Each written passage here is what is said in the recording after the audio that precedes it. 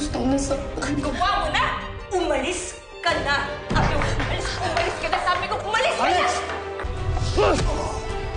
Narito ang mga dapat abangan sa episode 55 ng Unbreak My Heart. Pero bago yan, huwag kalimutan mag-like, comment, and subscribe. Dahil nga nalaman ni Rose mula kay Cherry na muntik nang magpakamatay itong si Sandra, ay minabuti ni Rose na kamustahin ang anak dahil sa sobrang nag-aalala ito.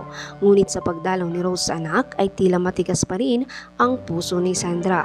Halos lumuhod na si Rose sa harapan ni Sandra, ngunit galit na galit pa rin itong si Sandra at pinagtabuyan ng ina.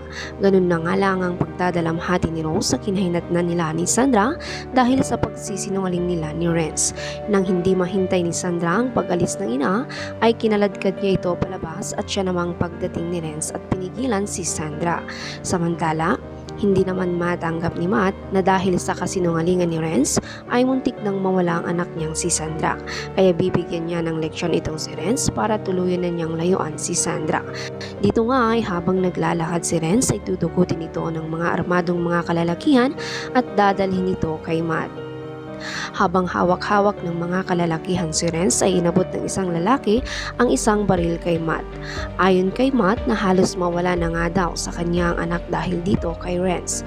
Pasigaw pang saad ni Matt kay Renz na layuan na nga daw nito ang anak. Sabay tutok ng baril kay Renz. Ganun na lang din ang pagmamakaawa ni Renz kay Matt at ayon nga kay Renz na kahit di na nga daw ito basta patawarin nila si Rose. Ngunit tila walang narinig si Matt sa mga pakiusap ni Renz. Tinutok ni Matt ang baril kay Renz at tila nakakabinging putok ang maririnig mula rito. Totoo nga kayang barilin ni Matt si Renz? Samantala, paglabas naman ni Sandra sa kwarto nito ay nakasalubong ang ama at napansin nito na may hawak na baril. Agad namang saad ni Matt sa anak na kinausap nga daw niya si Renz. Nag-aalalang tanong naman ni Sandra sa ama na ano nga daw ang ginawa nito kay Renz. Sa tingin niyo, magagawa nga kaya ni Matt ang patayin si Renz? Sabay-sabay po nating alamin yan sa mga sumusunod pang episode, kaya tumutok lamang. Maraming salamat sa panonood.